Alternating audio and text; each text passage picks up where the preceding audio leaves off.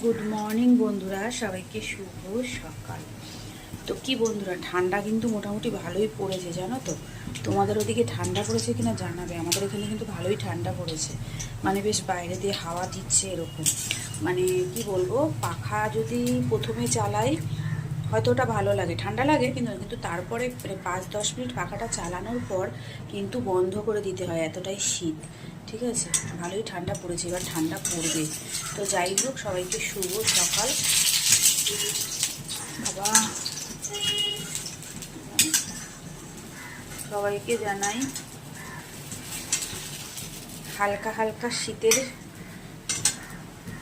হালকা হালকা ঠান্ডার, মানে শীতের সকাল সবাইকে। তো এই দেখো, এখানে বড়া ভাজছি, কারণ মেয়ের, ওর তো স্কুল খুলে গেছে মেয়ের, এতদিন মাধ্যমিকের পরীক্ষা চলছিল। তো এই যে ও গরম ভাত ঘি দিয়ে আলু সেদ্ধ দিয়ে খাচ্ছে, আর দুটো বড়া ভেজে দিলাম। শীতকালে ঘি দিয়ে আলু সিদ্ধ দিয়ে গরম ভাত, হ্যাঁ, এর মতো।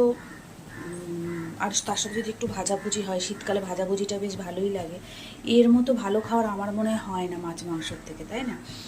তো চলো টাটা, সবাইকে শুভ সকাল। ও খাচ্ছে, আবার একটু বাদে বেরিয়ে যাবে, দেখি আমিও একটু বেরোবো।